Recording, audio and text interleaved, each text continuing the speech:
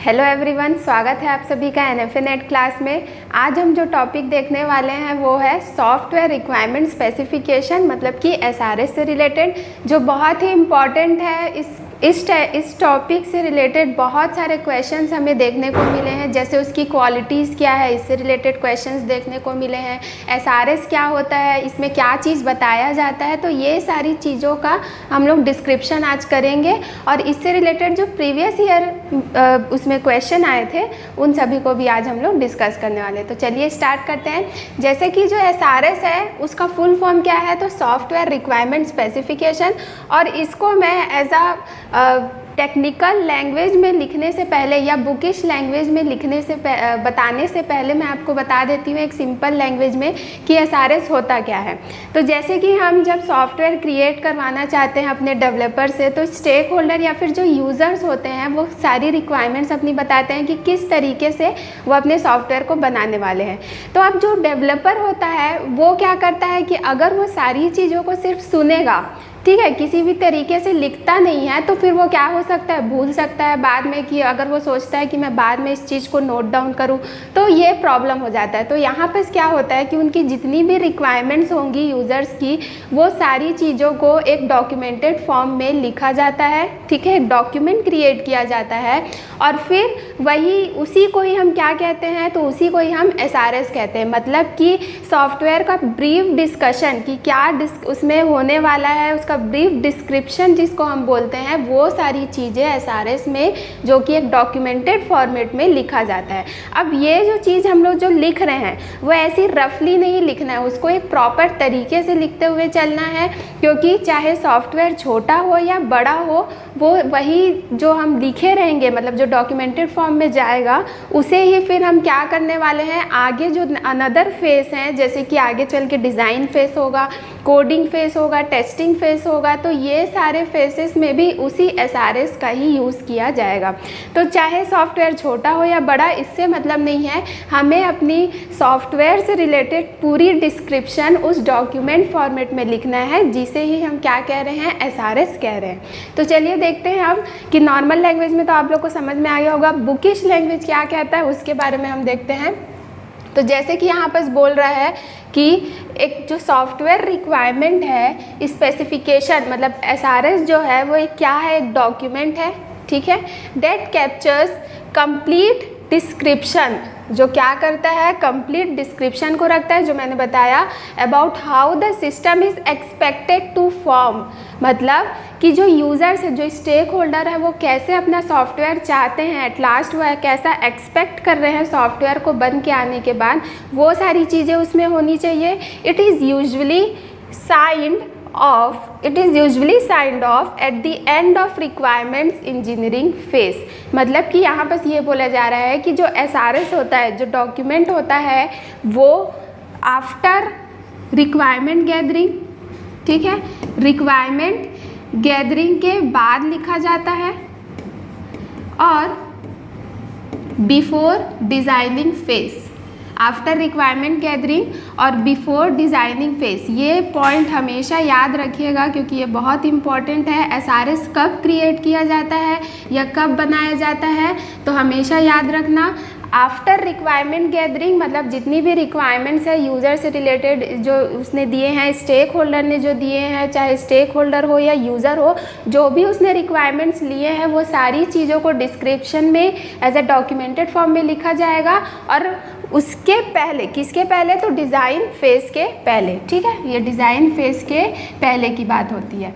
तो नेक्स्ट फिर हम लोग देखते हैं कि तो यही क्या कहलाता है, SRS कहलाता है। क्लियर, मतलब जहाँ पर सारी चीज़ों का ब्रीफ डिस्क्रिप्शन होना चाहिए हमारे सॉफ्टवेयर से रिलेटेड, चाहे छोटी बात क्यों ना हो, उसकी सारी डॉक्यूमेंटेड फॉर्मेट में SRS में होने चाहिए। नेक्स्ट इसका जो क्वेश्चन पूछा जाता है, जो अभी बहुत ट्रेंड में चल रहा है, ऐसा मैं कह सकती हूँ, वो क्या है, क्वालिटीज़ से रिलेटेड, कि एक अच्छा SRS होने के लिए क्वालिटीज़ क्या क्या चाहिए।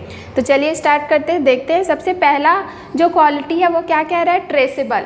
जैसे नॉर्मल लैंग्वेज में हम ट्रेसेबल समझते हैं, क्या समझते हैं कि हम किसी चीज़ को ट्रेस करना है। जैसे हम लोग शॉपिंग मॉल्स मतलब जब शॉपिंग करते हैं मीशो या फिर किसी भी ऑनलाइन ऐप से, तो वहाँ पर हमें ट्रैक करने के लिए क्या दिया जाता है, लिंक भी दिया जाता है, सेंड किया जाता है। वहाँ से आप पता कर सकते हैं कि मेरा जो पार्सल है वो कहाँ तक पहुँचा है, उससे आपको क्लियर हो जाता है। वैसे ही SRS में भी क्या होना चाहिए, क्वालिटीज़ ट्रेसेबल की होनी चाहिए। अब यहाँ पर क्या चीज़ से रिलेटेड है, तो ऑफकोर्स ये बात है रिक्वायरमेंट से रिलेटेड है।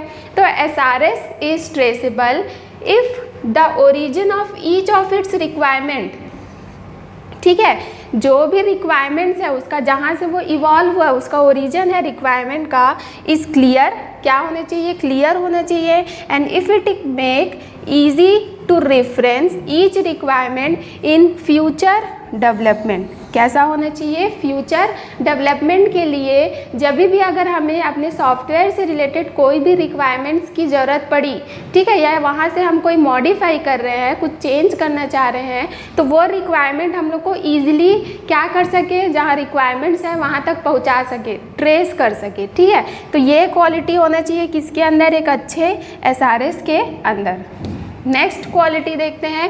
अगला जो क्वालिटी है वो क्या है, वेरीफिएबल, ठीक है। यहाँ पर क्या बोल रहा है, वेरीफिएबल मतलब एन SRS इज वेरीफिएबल। एक SRS कब वेरीफिएबल होगा, only if every stated requirement, जितने भी रिक्वायरमेंट्स हमने उसमें स्टेट किए गए, मतलब डॉक्यूमेंट में लिखा गया है, उस जितने भी requirement can be verified cost effectively, जो कैसा होना चाहिए, कॉस्ट इफेक्टिवली वेरीफाइड होनी चाहिए, ठीक है। A requirement is verifiable if there is some method to quantifiably measure whether the final software meets that requirement. मतलब जो SRS में रिक्वायरमेंट लिखी गई है, क्लियर, वही क्या यूज़र या फिर स्टेक होल्डर के रिक्वायरमेंट को मेट कर रहा है कि नहीं, मीट कर रहा है कि नहीं, मतलब सेम है कि नहीं, इस बारे में बात की जा रही है। और कैसा वेरीफिएबल होना चाहिए, तो कॉस्ट इफेक्टिवली होना चाहिए। सेकंड देखते हैं, नेक्स्ट मतलब जो कि है कंसिस्टेंट। कंसिस्टेंट मतलब हर जगह क्या होनी चाहिए, कंसिस्टेंसी मेंटेन होनी चाहिए, सेम होनी चाहिए। तो यहाँ पर इसने क्या बोला है कि an SRS is said to be consistent if there are no conflicts between any set of requirements। Clash नहीं होना चाहिए, ठीक है। कॉन्फ्लिक्ट मतलब क्लैश नहीं होना चाहिए, एक जैसा नहीं होना चाहिए, या फिर एक ही सेंटेंस के डबल मीनिंग नहीं होने चाहिए। तो ये हमें ध्यान रखना है। तो वो क्या होगा, कंसिस्टेंट कहलाएगा, जब क्या नहीं होगा, क्लैश नहीं होगा, ठीक है। नेक्स्ट जो है वो कंप्लीट के बारे में बता रहा है। कंप्लीट क्या बोल रहा है, SRS should contain all the features requested bye a client. जो भी क्लाइंट होगा, जो भी स्टेक होल्डर होगा, उसके अकॉर्डिंग ही सारी रिक्वायरमेंट्स इसके अंदर होनी चाहिए।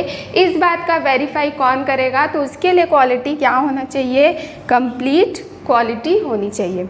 अगला देखते हैं, नेक्स्ट जो बात किया गया क्वालिटी में वो है अनएम्बिगुअस। अनएम्बिगुअस मतलब जहाँ पर डुप्लीकेशन नहीं होना चाहिए। एम्बिगुअस मतलब डुप्लीकेट और अनएम्बिगुअस मतलब जहाँ डुप्लीकेशन नहीं होना चाहिए।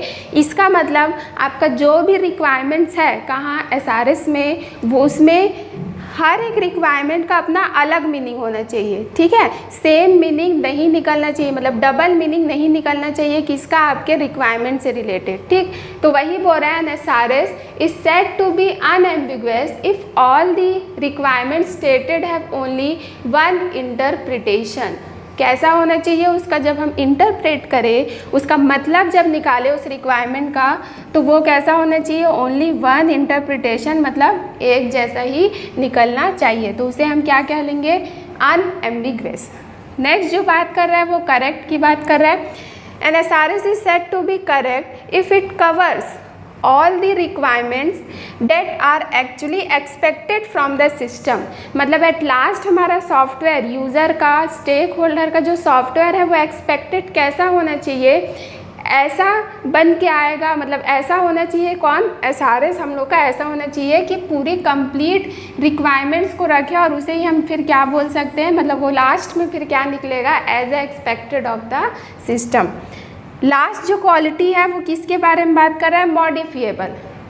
कुछ मॉडिफाई करना है, मॉडिफाई मतलब कि अपडेट करना है। तो एट लास्ट जब पूरी सॉफ्टवेयर बन जाती है, फिर कुछ समय बाद हम लोग उसको क्या करना चाहते हैं, अपडेट करना चाहते हैं, कुछ मॉडिफाई करना चाहते हैं, तो वैसा होना चाहिए। तो उसके लिए उसने क्या बोला, an SRS must clearly identified each and every requirements in a systematic manner. सारी चीज़ों को एक सिस्टमेटिक मैनर में होना चाहिए। If there are any changes, अगर कोई भी चेंजेस होता है, then specific requirements and the dependent one, जिस भी रिक्वायरमेंट में जब हम चेंज करेंगे, उस पर मॉडिफाई करेंगे और उससे रिलेटेड जो भी रिक्वायरमेंट्स होंगे वो कैसा होना चाहिए, अच्छे तरीके से होना चाहिए, ताकि अदर्स जो रिक्वायरमेंट है उसमें क्या नहीं होना चाहिए, उसमें इम्पैक्ट नहीं पड़ना चाहिए।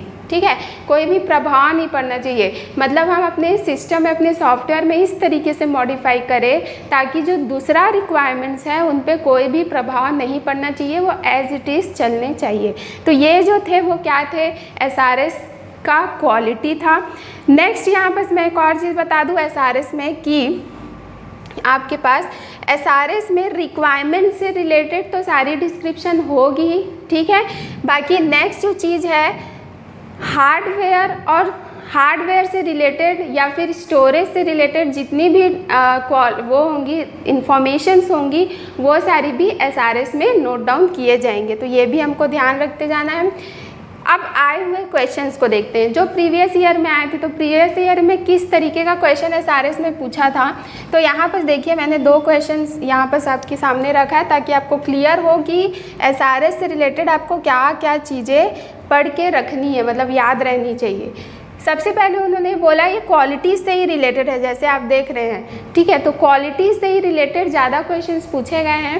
पहला क्या बोल रहा है, if every requirement stated in the software requirement specification SRS has only one interpretation then SRS is set to be. तो हमने बात की थी वन इंटरप्रिटेशन की, मतलब कि किसी भी रिक्वायरमेंट का अलग अलग मीनिंग नहीं निकलना चाहिए, वो एक ही होना चाहिए। क्या कहने का मतलब है कि डुप्लीकेट नहीं होना चाहिए। और डुप्लीकेट वाला बात हम किस में किए थे, तो अनएम्बिगुअस में। क्लियर है, तो आंसर क्या आ जाएगा, अनएम्बिगुअस। सेकेंड जो क्वेश्चन बोल रहा है वो बोल रहा है if every requirements can be checked by a cost effective process then SRS is called.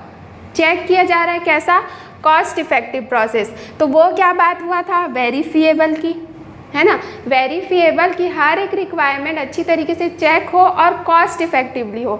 Then फिर उस SRS को हम किस क्वालिटी से बताएंगे, वो मतलब कि क्या है, वेरीफिएबल है। तो ये जो था वो SRS का डिस्क्रिप्शन था, कॉन्सेप्ट था, जहाँ आप लोग को समझ में आया होगा। उससे रिलेटेड PYQs क्वेश्चन भी मैंने आपको बताए हैं। और भी इस तरीके के क्वेश्चन जानने के लिए आप हमारे प्लेलिस्ट में सॉफ्टवेयर इंजीनियरिंग प्लेलिस्ट जो कि प्रीवियस ईयर PYQs है उसके क्वेश्चंस जाके देख सकते हैं, आपको डिस्क्रिप्शन में लिंक मिल जाएगा। तो आज के वीडियो के लिए शुक्रिया, और हमारे चैनल को इसी तरीके से लाइक, शेयर और कमेंट ज़रूर करें।